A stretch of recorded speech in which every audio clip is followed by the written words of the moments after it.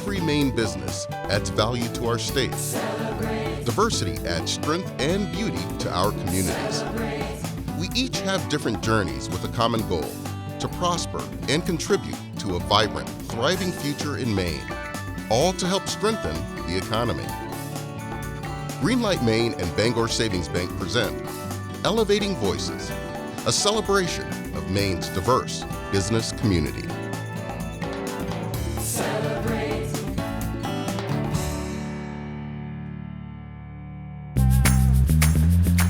It's a wet and rainy winter day in Brunswick. This engineer-turned-chef is bringing the flavors of South America to the people of the local farmers market. When he came to the US from Bolivia, he had no idea that his favorite food would become the vehicle for a new Maine-based business. Through much trial and error, willpower, and perseverance, Adrian Espinosa has started and grown the Empanada Club, and his love for these tasty turnovers has spread through the community, allowing him to become the success he is today.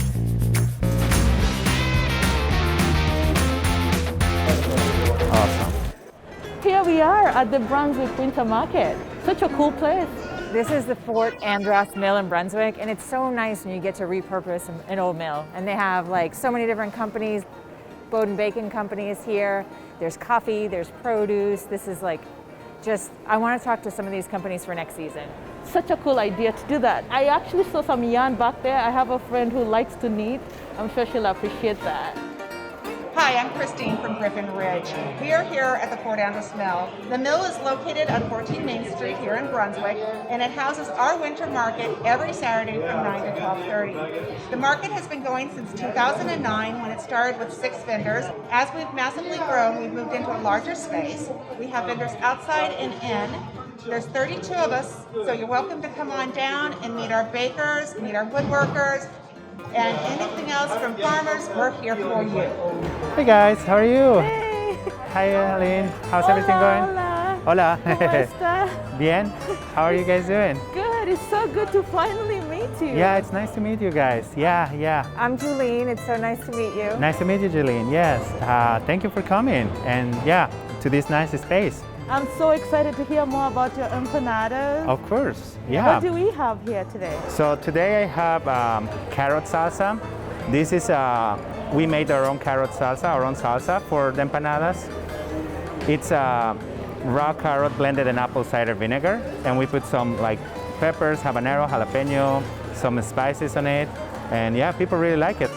These are the empanadas. We sell them frozen, so it takes 15 minutes in the oven.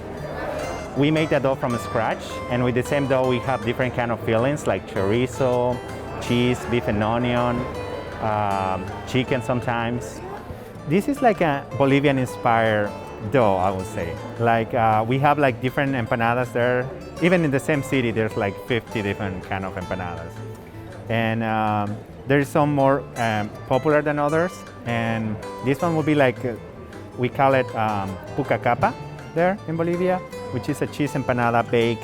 It's normally circular, like round, and yeah, it's delicious. We have alfafores. Alfafores are like a Latin American cookie. They have dulce de leche in the middle, like a milk caramel in the middle, between 2 cookies, and this is an Argentinian style, so it's covered with chocolate, and it's bigger than that. Yeah, that's what we have today. It's the spirit of New Englanders that inspires all of us to do more. It's in our employees, our customers, and our communities. Every day we do more because at Bangor Savings Bank, we truly believe you matter more.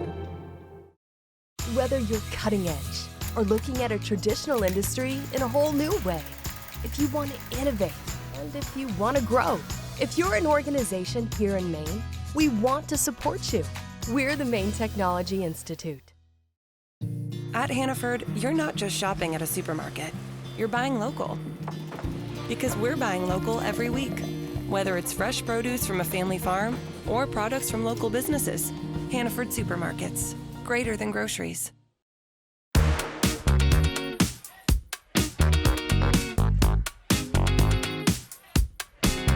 Julian, that was fun this morning at the market.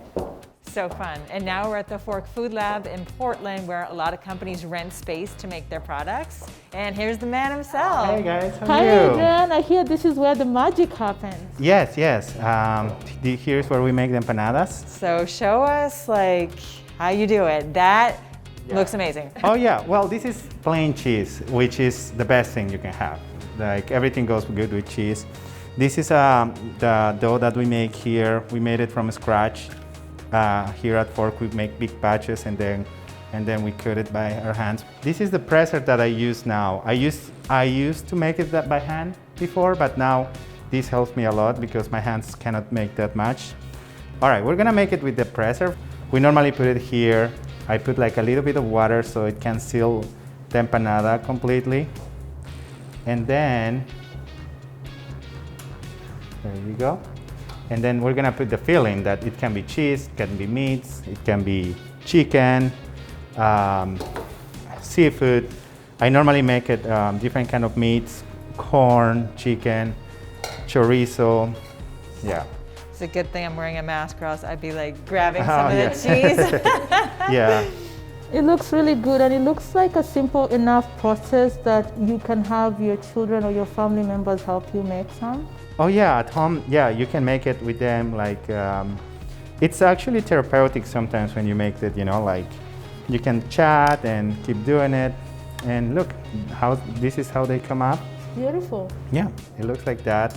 Oh wow, beautiful. Yeah. You make it look easy. I know. Thank you so much for having us. Thank you for coming by, and you're always welcome here. Yeah, again, we sell these ones in the markets, in the farmers markets this winter, and we sell them online so people can pick them up from Fork. So my name is Nina Murray. I work at Fork Food Lab here, running my own business, Milk Oath Baking Company, for about 3 years, and I met Adrian working at Fork Food Lab. Yeah, Adrian's been amazing. He started here very carefully planning, and when he started out, he was doing empanadas at breweries and things like that at farmers markets, and then he's really grown a lot from just doing those smaller events to packaging wholesale, selling his empanadas frozen, making carrot salsa, making these wonderful alfajores, these delicious cookies that he just came up with. He's been very impressive pivoting during the pandemic and trying to reach new markets. And if he has an opportunity, he'll take it. He'll bring people along with him and help them out. He's just wonderful to work with and has brought a lot of people together in this kitchen and just been a hard worker and a great friend. I was working in Bolivia as an engineer, doing my career. And then I met my daughter's mom, Laura, and she's American. We met there in Bolivia. She will go back and forth there to Bolivia, and then we decided to live together in Bolivia, and then we were like, oh, we should go to the States and live. And then that's how we decided to come here. The first job that I could get, because I needed to pay bills, it was restaurant business, right? Like really fast. And I had no idea about cooking at all. And eventually I learned. Luckily I had patient friends or chefs that teach me. I could speak Spanish, but I couldn't speak like cocina Spanish, like parsley, ingredients, and etc. Dijon, what's Dijon? Yeah, once I learned that, it was like, I even know more words of ingredients in English than in Spanish. You show me a vegetable, I don't know that's in Spanish. I know more in English, you know what I mean? That's because I didn't cook in Bolivia as much either. And no, luckily I have friends that show me, and this is grana, this is this, and then I start thinking to myself, oh, I could do empanadas here and sell it, because I couldn't find any place like empanadas. And yeah, that's how we started doing it at my house. One day, my day off will be like making 10 empanadas, put it in the oven, they will explode. And you'll be like, I'm never gonna touch an empanada again until the next month, when I'm like, I cannot work in the restaurants anymore. And then again, I do this for 2 years, and then I started doing pop-ups, and then I came here. Luckily I found Fork Food Lab, and I started making my food here, and that's when things started. The biggest challenge that I had is like believing in myself. As an immigrant, it was a lot of like, I don't know if I can do this, I don't know if they're gonna allow me to do this, like that fear that I had. I have a lot of doubt of myself. That was the first challenge that I had, to believe in myself. Who are some of the people or which organizations have been there to help you figure this out and support you? Definitely I'm here because of other people. My family in Bolivia, always backing me up. My family here in Maine, you know, like my daughter, her mom, her family. I was lucky her family was American because I could learn faster to speak English, to understand, okay, $9 an hour is not a good paid job, but for me it was like, oh, $9 an hour, this is, wow, they used to pay me $3 an hour in Bolivia, you know. Organizations like CEI helped me. I went to them and get some mentoring, and they put like the things in a way of like list to do to open a business. And that was like a big thing, like, okay, now that barrier or not knowing it's gone. And this is my other barriers, which is a list to do, right? So I could focus more like, okay, I have to go to town hall and open a business account, or to the bank. And then I got Fork, you know, like that was, it got easier as more clear it was. So what are some of your aspirations for your business? So I want to build this club of products so that can be in different parts, you know, not just in Maine, but first in Maine, of course, and different states, hopefully New England at some point. Yeah, and delicious Latin American food that you have it in your fridge or in your kitchen, ready to eat. I know besides your love for empanadas, that there's something else you absolutely enjoy, which is soccer. Tell me a little bit about that. When I came here to the States, the first thing that I wanted to find is like, oh, I need to play soccer. And I found a place, and that's when I found like a Latin American community as well. And not just that, like a lot of international communities, like African community, like Europeans, Middle Eastern, you know, you will have like people speaking in Spanish in this team, and, you know, like French in this other team, and, you know, it was amazing. And everybody was from everywhere. What about Maine inspires you? Buy local, like local Maine, a lot of people talking about empathy, a word that I didn't know until I came here. How are you guys doing today? Good. It's an interesting day. It's gonna be over 40s today. Yeah. And rainy. And I started to learning and listening in the farmers markets. So that's something that I like, you know, and I started to put that in my life. And, you know, I think I'm a more positive person now because of the people that is around me. Definitely the sense of community here. It's been a really nice experience for me. Well, thank you very much, guys. Have a nice weekend. Bye. Running a small business here in Maine is personal. At Kennebec Savings Bank, you'll work with local people who are just as invested in your success as you are. Every one of us. Experience the difference at Kennebec Savings Bank today. ARB's advisors are providing savvy solutions to Greenlight Maine startups, closely held businesses, and organizations that operate internationally. And we're doing it the way you'd want Mainers to, guided by our local, sensible values. Eaton Peabody, a Maine-based law firm serving generations of Maine businesses and families from offices in Augusta, Bangor, Brunswick, Ellsworth, and Portland. Portland, Maine, Illinois, Greece, and Lebanon. These are some of the places that have inspired this honorees mission. She's a compassionate teacher and inspiring entrepreneur. She's a pastry chef that's raised over $21,000 to support immigrants and refugees who have made the long journey to Maine. This creative woman is Kathleen Slevin, the founder of the Sea Love Cookie Project. Why don't you begin by having you tell us a little bit about your heritage?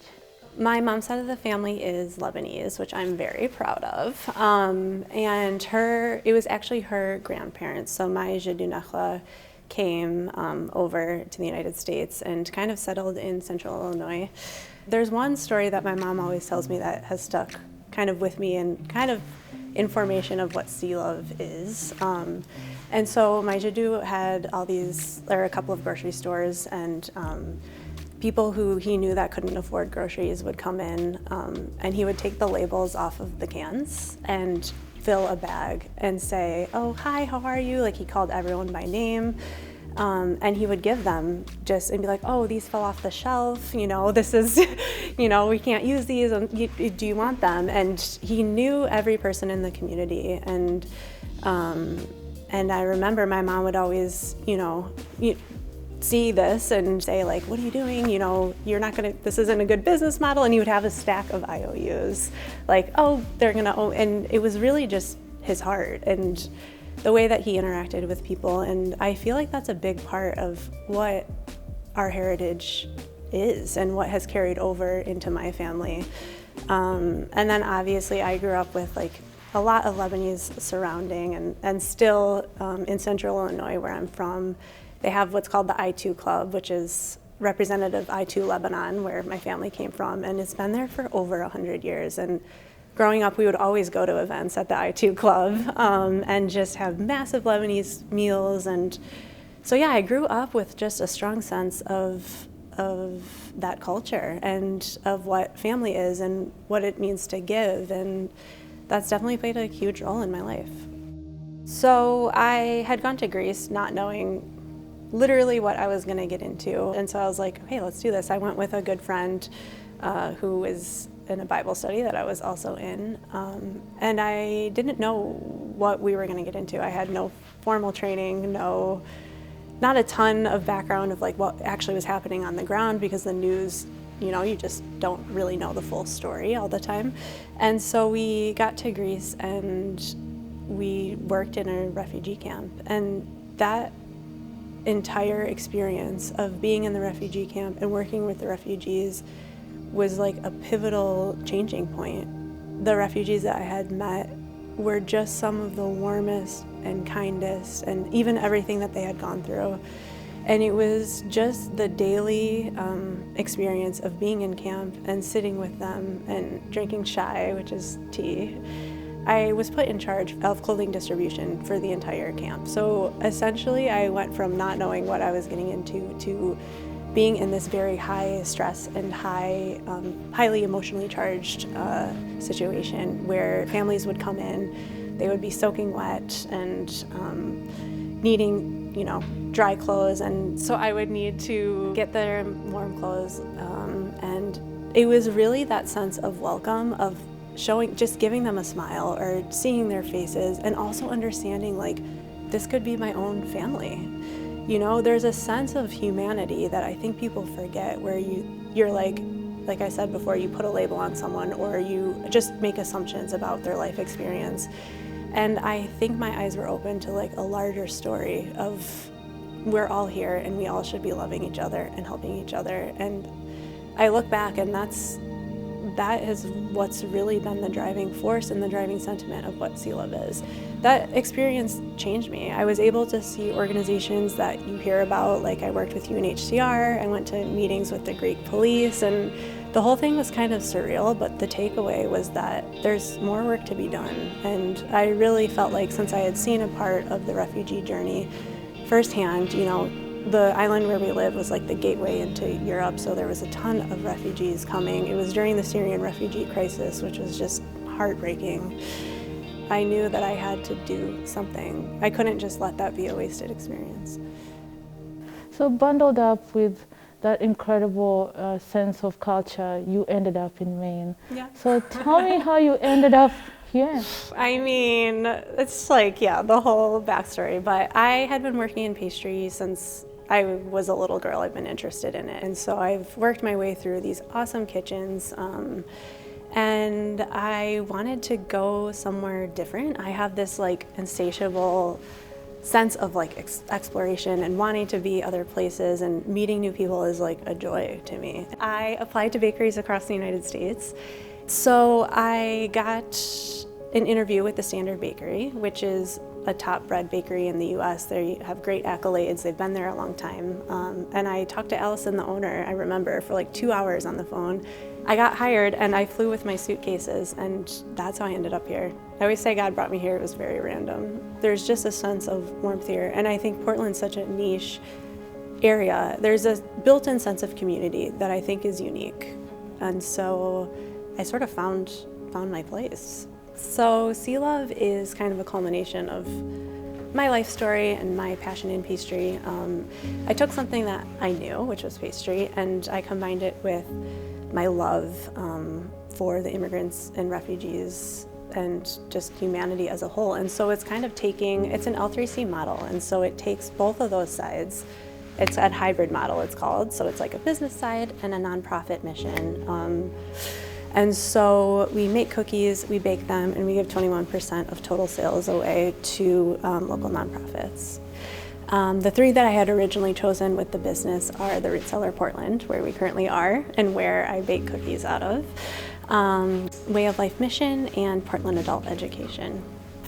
So I'm a fan of Catherine's cookies. I personally have eaten many of them over through the years, but we got to know each other because both of us work with the refugees and immigrants at Portland Adult Education. The first time I met Catherine, we were about to open a brand new computer lab at school. We had also just moved into the building next to the cathedral after having been homeless for a summer when our prior facility closed down. We asked Catherine if we could get some cookies for the launch of the new lab, which had been supported by some foundations, and we were excited to show off the fact that it was beautifully renovated by one of our students who is an architect who had helped with the design plans. And so she produced the most massive platter of cookies. It made us all feel like we were, like we really settled into our new home, and it was a great welcome to all the people we were inviting into the space. I think the thing with Sea Love, and the thing that I had sort of learned just by moving here and feeling like the Standard Bakery was a family to me, I try to bring the same approach to my teams. So whether or not we're in the kitchen space, like our heads in cookie dough or not, I try to regularly see the women. Because a lot has changed and a lot is about to change, so we're kind of in this in-between period. But the most important thing to me is being able to connect with the women that I've worked with. Aman is one of my favorite humans on the planet. She's an inspiration. She's incredibly talented. And we've just become sort of friends, and we listen to Arabic music and we get to hang out and we see each other, we talk about boys the whole bit, and I think that's what the heart of Sea Love is to me, is being able to welcome these women into the space, whether it's through baking classes or whether it's my core team, but really making that connection and those lasting relationships. So in addition to creating challenges for businesses, the pandemic has also in some ways created some opportunities for others. Has that been true for you? Yeah, it has. It's really interesting to think about this year because on the one hand, I'm like, cookie sales are like, completely changed. Before COVID, Sea Love was mainly a wholesale business actually. So we were wholesaling cookies throughout the peninsula to cafes and whatnot. And then COVID hit and it sort of became like online sales. We were shipping cookies, and it gave me this unique moment of time to work towards Sea Love's future, and that is the Sea Love Baking Academy, which is going to be awesome. And it's such a joy for me, like I said, to be in the kitchen with these women and to continue the heart of what Sea Love is by training and equipping and welcoming women and making them feel loved, giving them a skill. And so through this time, although it was challenging and financials are all jacked up, I was able to work and develop these recipes towards Sea Love's future and towards getting more women out into the workplace. Tell me more about your cookies. Cookies are the great equalizer.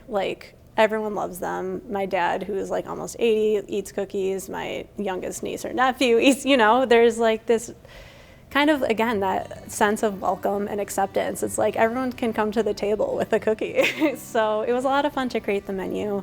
Yeah, so there are 8 different kinds that we generally have on the menu, and plus the holiday options and different fun ones that we like to throw in. The Sea Love chocolate chip, I knew that chocolate chip would be the top seller, and it still is, by far and away. It's very, very good. The Lebanese shortbread pays homage to my family heritage, and I love it. It's great with Turkish coffees and teas. There's a series that I created called the Dude Series, which is a lot of fun. There's 4 different flavors. So there's nutmeg, lavender, coffee, and vanilla. So our cookies are triangle shaped, which makes them visually unique, and you know that it's a Sea Love cookie. Yeah, a lot of the flavors profiles that I've built in come in threes as well. So yeah, kind of threes have played into that. So I kind of approached the menu with thinking about how can I best build out these flavors using these great ingredients. What advice do you have for new men looking to start a business? I think a big part, again, of what Sea Love is and what I hope to convey to the community and have women come through the kitchen is that you can do it. You know, I think a lot of times, especially for women, they feel like they need to take a second seat or a second place or don't have as much confidence, especially coming into, you know, a new country. It can be really scary, but there are people in this community that are willing to help.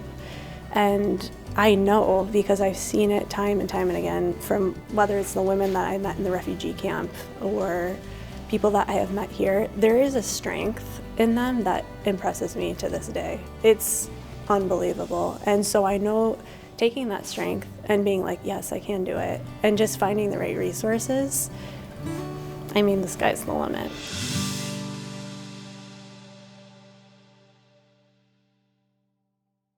At Martin's Point, we make Medicare easy so you can focus on the good stuff. Our Generations Advantage plans offer complete coverage and all-in-one benefits that Mainers trust. The time to switch is now.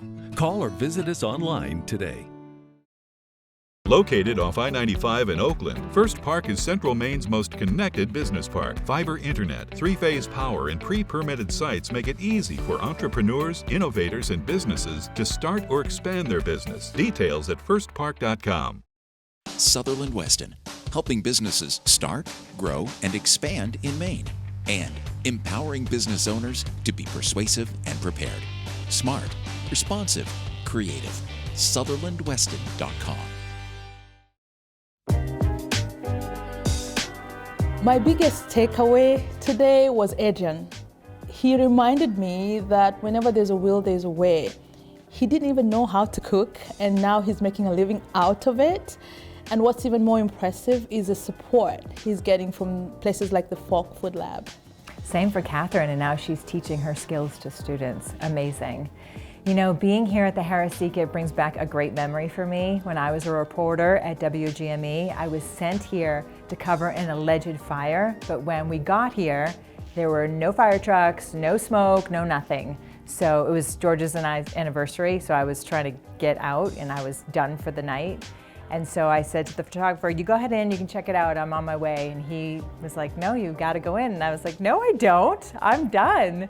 So he called the station. Long story short, Doug Rafferty called me, and great guy, may he rest in peace, was like, you get in there right now, Jolene. And I was so mad at him. I was like, no, Doug, I have plans, I'm going out.